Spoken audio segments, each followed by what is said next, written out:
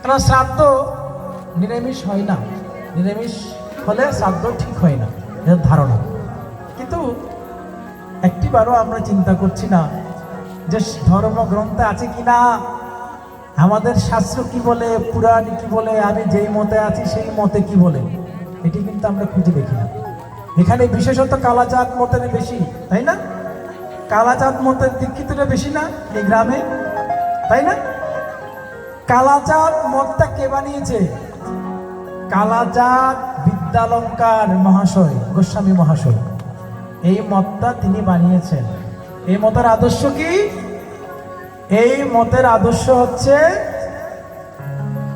বৈদিক সনাতন ধর্ম, বৈষ্ণব ধর্ম পালনের মধ্য দিয়ে, ভগবান রাধাকৃষ্ণের ভজনার মধ্য দিয়ে, যুগল মিলন চক্র ভজনার মধ্য দিয়ে সেই ভগবত ধামে ফিরে যাওয়া, এই মতের আদর্শ।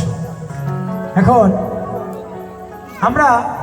আমরা যেই মতে আছে সেই মতগুলোকে আমরা ভালো করে জানি না। কিন্তু কেউ রাম ঠাকুরের মতে আছে, কেউ রামকৃষ্ণদেবের মতে আছে, কেউ বা অনুকূল চন্দ্রের মতে আছে, কিন্তু আমরা তাদের আদর্শটাকে, তারা কি আচরণ করেছে, তারা কি বলেছে, এগুলি কিন্তু আমরা ভালো করে শোনার জন্য সময় ব্যয় করি না। ফলে কি হয়, আমরা আমাদের মত সে আগে থেকেই প্রচলিত হয়ে আসছে।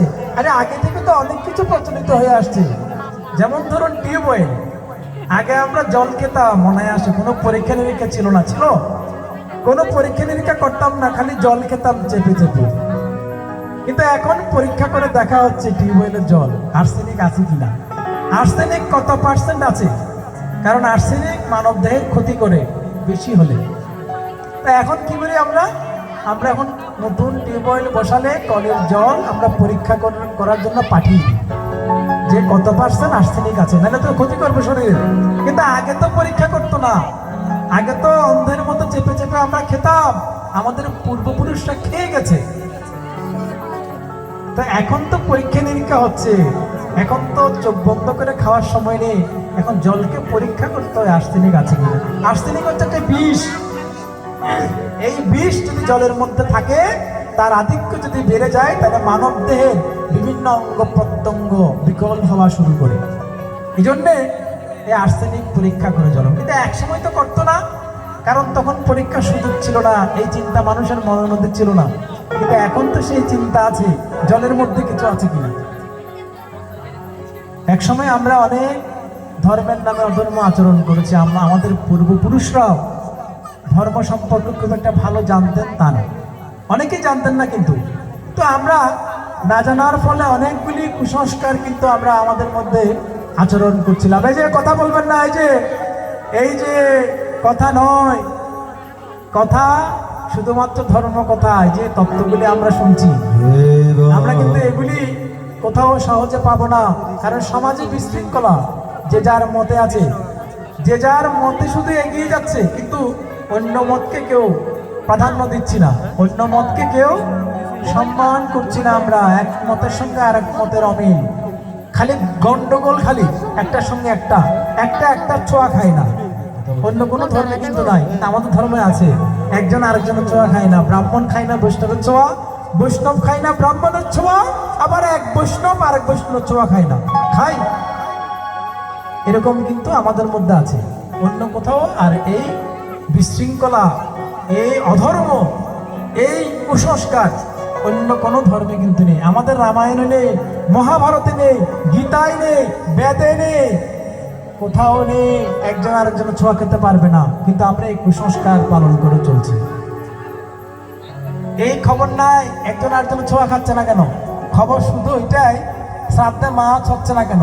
মাছ তো হবে, কিন্তু মাছ যে শ্রাদ্ধে হয় সেই কথা কোন ধর্মগ্রন্থে আছে? আমাদের বেদে আছে নাকি উপনিষদে আছে, রামায়ণে আছে নাকি মহাভারতে আছে নাকি ভাগবতে আছে?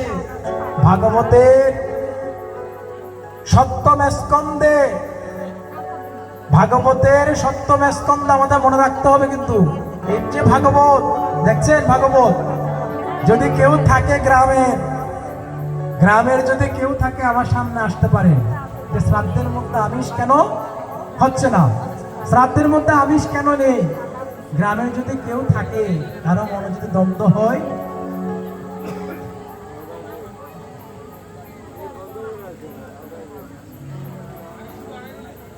শ্রাদ্ধের মধ্যে আমি শত হবে এই ধরনের কথা ভাগবতে নেই, বেদে নেই, রামায়ণে নেই, মহাভারতে নেই। রামায়ণের যুগে তো শ্রাদ্ধই ছিল না, রামায়ণের সময় তো শ্রাদ্ধও নেই।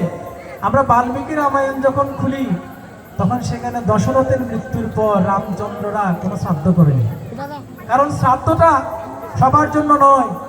আমরা কিন্তু জানি না শ্রাদ্ধ কাদের জন্য। এই যে কথা বলবে না, এই কথা বলবে না, বারবার কথা বলছি, শুনছি এগুলি। শ্রাদ্ধের মধ্যে শ্রাদ্ধটা কখন? আমরা বিষ্ণু পুরাণে পাই শ্রাদ্ধ সৃষ্টি কি করে হলো।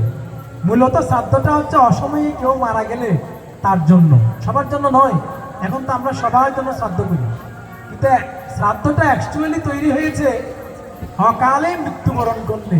আমরা বিষ্ণু পুরাণে দেখি রাজা নিমির সন্তান মারা গিয়েছিল অসময়ে,